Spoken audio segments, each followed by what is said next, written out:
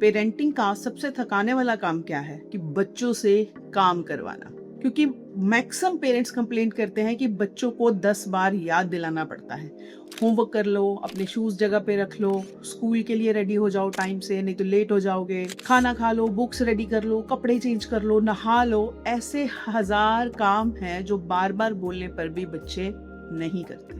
और प्रॉब्लम ये है कि पेरेंट्स, खासकर मदर्स, हर 10 मिनट बाद वही लाइंस रिपीट कर रही होती हैं। और कभी कभी लगता है पेरेंट्स को कि जैसे हम पेरेंट्स कम और रिमाइंडर सिस्टम ज्यादा बन गए हैं। लेकिन यहाँ एक इंटरेस्टिंग बात है। साइकोलॉजी के अकॉर्डिंग जब पेरेंट्स बार बार रिमाइंड करते हैं तो कई बार बच्चे और ज्यादा इररिस्पॉन्सिबल बनने लगते हैं, क्योंकि बच्चों को लगता है कि अगर मैं भूल भी गया तो कोई ना कोई मुझे याद दिला ही देगा, या मैंने अगर कोई काम नहीं किया तो मम्मी तो खुद कर ही लेगी। और धीरे धीरे उनका ब्रेन एक हैबिट बना लेता है, रिस्पॉन्सिबिलिटी की हैबिट नहीं, डिपेंडेंसी की हैबिट। और इसी वजह से एक सिंपल हैबिट बहुत पावरफुल बन जाती है। सिर्फ 10 मिनट का एक रूटीन, और इसी रूटीन ने एक 12 साल के बच्चे की लाइफ कंप्लीटली चेंज कर दी। और वो बच्चा था आरव। मैं उसके बारे में कुछ आपसे शेयर करती हूँ, लेकिन उससे पहले समझते हैं कि प्रॉब्लम एक्चुअली है क्या। अगर आप भी फील करते हैं कि आपका भी आधा दिन रिमाइंडर मशीन बनकर निकल जाता है, तो ये वीडियो को लाइक और शेयर जरूर करें, क्योंकि ये आपके लिए ही है। और आज का आइडिया बहुत ही सिंपल है लेकिन बहुत ज्यादा पावरफुल है। सबसे पहले समझते हैं प्रॉब्लम। पेरेंट्स अक्सर सोचते हैं कि प्रॉब्लम ये है कि बच्चा रिस्पॉन्सिबल नहीं है, इसलिए इसको बार बार रिमाइंडर देना पड़ता है। लेकिन साइकोलॉजी कुछ और बताती है। प्रॉब्लम रिस्पॉन्सिबिलिटी की नहीं होती, प्रॉब्लम ऑनरशिप की होती है। जब बच्चा सिर्फ इंस्ट्रक्शन फॉलो करता है तो वो रिस्पॉन्सिबल नहीं बनता, वो सिर्फ ओबीडियंट बनता है। और ओबीडियंट बच्चे अक्सर दो चीजें करते हैं, या तो काम अवॉइड करते हैं या फिर सिर्फ तब करते हैं जब कोई उनको देख रहा होता है। और इसका रीजन सिंपल है। ह्यूमन ब्रेन नेचुरली ऑटोनोमी चाहता है। जब बच्चे को लगता है कि हर डिसीजन कोई और ले रहा है तो वो मेंटली डिसएंगेज हो जाता है। इसलिए रिस्पॉन्सिबिलिटी तब आती है जब बच्चे को फील होता है कि ये मेरा काम है। और इस फीलिंग को डेवलप करता है एक सिंपल रूटीन। मैं इसे कहती हूँ 10 मिनट टीम अप टाइम। और इंटरेस्टिंग बात यह है कि इसके सिर्फ 3 स्टेप्स हैं, और तीसरा स्टेप्स सबसे पावरफुल है। टीम अप टाइम का रूल बहुत ही सिंपल है। रोज सिर्फ 10 मिनट, ना लेक्चर देना है, ना स्कोल्डिंग करना है, ना कंप्लेंट्स करना है, और ना ही कुछ और करना है। सिर्फ प्लानिंग करना है और बच्चे के साथ कनेक्ट करना है।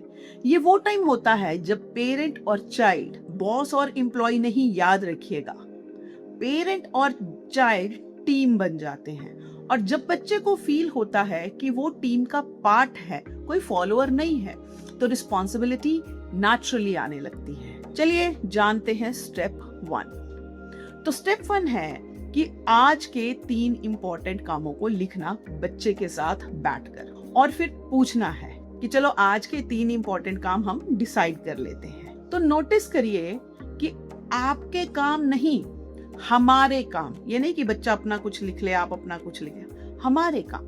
ये एक छोटा सा वर्ड बच्चे को सिग्नल देता है कि तुम अकेले नहीं हो। टास्क सिंपल हो सकते हैं कि कोई होमवर्क हो सकता है कि वो अपना होमवर्क करे, आप बैठकर कोई अच्छा जर्नल लिखें या कोई अच्छी बुक पढ़े, या अगर आप भी कुछ लर्निंग सीखना चाहते हैं तो आप उसके साथ बैठकर वो सीखें। या फिर रूम क्लीनिंग हो सकती है, या फिर कोई स्पोर्ट्स गेम आप मिलके खेल सकते हैं। अल्टीमेट गोल है कि बच्चे को प्लानर बनना है। एक सिंपल रूल याद रखिए, 3 टास्क पर डे इनफ होते हैं, क्योंकि जब लिस्ट बहुत बड़ी होती है तो ब्रेन ओवरवेल्म्ड हो जाता है, और जब लिस्ट छोटी होती है तो कंप्लीशन का सैटिस्फैक्शन नेचुरली आ जाता है। चलिए बढ़ते हैं स्टेप 2 की तरफ। स्टेप 2 है टाइम डिसाइड करना। अब डिसाइड करिए कि कौन सा काम कब करना है। फॉर एग्जाम्पल कि जैसे होमवर्क है तो हम 5 o'clock करेंगे, कोई गेम खेलना है तो हम 7 o'clock खेलेंगे, कोई रूम क्लीन करना है तो वो हम 8:30 करेंगे। कि उस टास्क का टाइम भी आप डिसाइड करें। ये एक सिंपल एक्टिविटी बच्चे को एक इम्पोर्टेंट स्किल सिखा रही है, टाइम मैनेजमेंट। और धीरे धीरे बाद में करूंगा वाली हैबिट बच्चे की आप नोटिस करेंगे ऑटोमेटिकली कम होने लगेगी। लेकिन अब आता है वो स्टेप जहां ज्यादा पेरेंट्स गलती करते हैं, और वही स्टेप एक्चुअल बिहेवियर चेंज करने में सबसे ज्यादा हेल्पफुल है। वो है स्टेप 3। स्टेप 3 है इवनिंग चेक इन। शाम को सेम लिस्ट को आपने दोबारा देखना है। जो काम कंप्लीट हुए हैं उस पर आपने टिक मार्क करना है और बच्चे को अप्रिशिएट करना है उसके एफर्ट्स के लिए। Nice efforts, great jobs, I know you are able to do it. Psychology में इसे कहते हैं पॉजिटिव रीइंफोर्समेंट। जब ब्रेन को अप्रिशिएशन मिलता है तो वो बिहेवियर रिपीट करता है। और अगर कोई काम कंप्लीट नहीं हुआ है तो स्कोल्डिंग नहीं, सिर्फ एक क्वेश्चन कि ये क्या चैलेंज आया, क्या प्रॉब्लम हुई कि हम ये नहीं कर पाए। ये क्वेश्चन ब्लेम को हटाता है और प्रॉब्लम सॉल्विंग एक्टिवेट करता है। अगर आपको लगता है ये सिंपल रूटीन घर का इन्वायरमेंट चेंज कर सकती है तो वीडियो किसी और पेरेंट्स के साथ भी जरूर शेयर करें, क्योंकि हर घर की कहानी यही है। जैसे मैंने आपसे शुरू में ही आरव की बात की थी। आरव एक 12 साल का बच्चा है और उसका बैग अक्सर सोफे पे होता था। Homework half complete, water bottle कभी फिल्ड होती है कभी नहीं होती, लंच बॉक्स कभी वो स्कूल छोड़ देता है कभी आता है, और उसकी मॉम को हर काम के लिए बार बार बोलना पड़ रहा था। और कभी कभी तो उन्हें खुद फ्रस्ट्रेशन होने लगती थी। उनको लगता था कि शायद आरव केयरलेस है।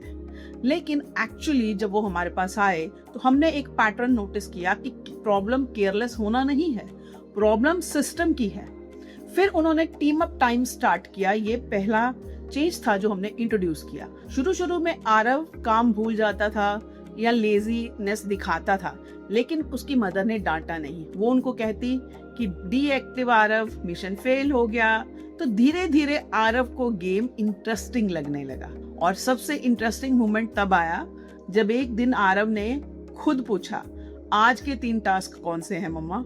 और 90 डेज के इस कंप्लीट प्रोग्राम के बाद उनकी मम्मा को रिमाइंडर देने की जरूरत नहीं पड़ती थी। आरव खुद चेक करता था कि क्या काम करना है, और धीरे धीरे उसने सिर्फ अपने टास्क ही नहीं, घर के छोटे छोटे काम भी खुद से करने स्टार्ट कर लिए। तो अकॉर्डिंग टू साइकोलॉजी इस हैबिट के पीछे 3 साइकोलॉजिकल प्रिंसिपल काम करते हैं। Number 1 ownership, number 2 self discipline, number 3 positive reinforcement. और एक इमोशनल फैक्टर भी है। बच्चों को सिर्फ रूल्स नहीं चाहिए होते, उन्हें फील होना चाहिए कि पेरेंट्स उनकी टीम में हैं। जब वो फील होता है, रिस्पॉन्सिबिलिटी नेचुरली डेवलप होने लगती है। इसलिए एक बात हमेशा याद रखिए, रिस्पॉन्सिबल बच्चे लेक्चर से नहीं बनते, रिस्पॉन्सिबल बच्चे डेली स्मॉल हैबिट्स इंट्रोड्यूस करने से बनते हैं। और कभी कभी बच्चे की लाइफ चेंज करने के लिए बड़े रूल्स नहीं, बस 10 मिनट्स की सही हैबिट काफी होती है। अगर आप ये हैबिट स्टार्ट करने वाले हैं तो कमेंट्स में हमें लिखिए टीम अप टाइम, और चैनल को सब्सक्राइब भी जरूर करें।